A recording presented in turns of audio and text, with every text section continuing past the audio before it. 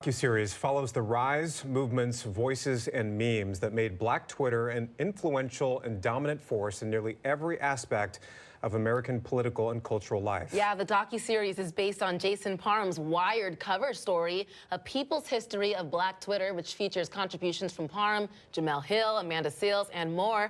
Joining us to continue the conversation this morning is director and executive producer Prentice Penny. Prentice, I am so excited about this docuseries. Can you first just tell us, how did Parham's story help inspire the series for you? Yeah, I mean, it was the whole inspiration of that. You know, I read his article, and it just made me fall in love with all the ways that, you know, all the fun I had on Black Twitter, all the real things that had happened on Black Twitter. And, you know, we live in a time right now where, you know, books are being banned and certain narratives are being, you know, changed about, you know, what happened historically in this country. So it felt like we needed a document to sort of, you know, counter that in certain ways. And so that's what this really is. Prentice, for those who don't know, explain exactly what Black Twitter is. I don't know if I have enough time for that, but I would say that Black Twitter is a space on the platform where Black people were gathering and sort of having conversations that we were having in our homes, having them publicly, but also privately, and just driving conversations in terms of what should matter in this country and what should matter in the world. And really being unapologetically us. Man, you just had to be there, Steve. Princess, talk to us about the important role Black Twitter has played in cultural life, whether it's music, like we got the rap beef going on right now, we've got politics. And who are the original voices behind the movement? I mean, there's you know, fun ways in which Black Twitter was obviously super active, right? And, you know, threads like Zola, which ended up becoming a movie. Obviously, there's ways in which, you know, Black Twitter was sort of responsible for live tweeting as we were, you know, doing with Scandal. There were the early people on the platform who were having fun, you know, like Questlove and Snoop and obviously like Rihanna. But then there's obviously the more, like the people who weren't famous, right? Who were just there and they did something that was really amazing, like Keshawn Thompson, who we have in the doc, who just tweeted, you know, Black Girl Magic. And now we just think about that phrase as if it's just commonplace, but it wasn't for a time. You know, she was just a regular person. Same with like Janetta LZ and Ferguson. So, you know, Black Twitter is made up of all of us. You know, we all have something to contribute. Before there was Twitter, you know, Facebook, even MySpace, there was something called Black Planet, which was a social media site that went live back in 1999, geared towards the Black community. It became a community of its own with ways for people to message and post bulletins, have their voices heard, that sort of thing. Why do you think Black Twitter rose to such popularity when many people have never even heard of Black Planet?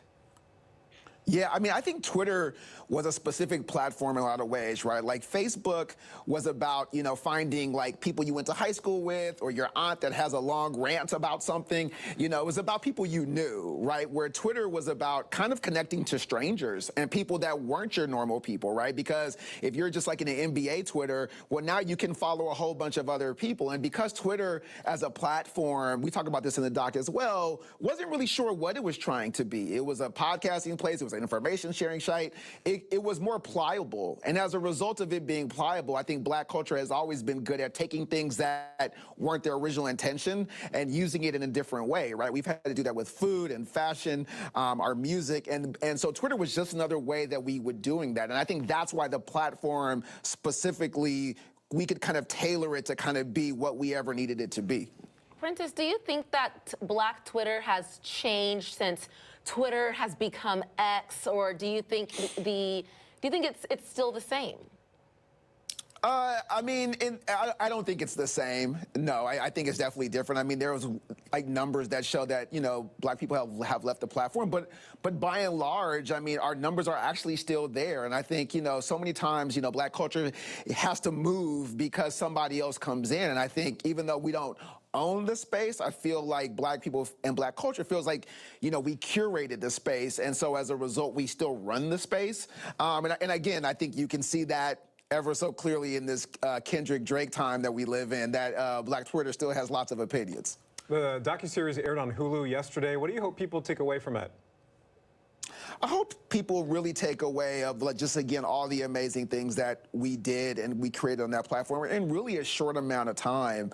Again, you know, so much of our history in the past is oral, and the fact that this platform can go away. You're right. If Elon wanted to, he could turn it off and all of it would be gone. So the fact that we have something that documents, again, all of the things that we contributed to our culture and American culture at large, to me, is just so important. So that's what I just hope people take away from it. Thanks so much for joining us here on ARC Seattle. Congratulations. Thank you. Thank you, guys.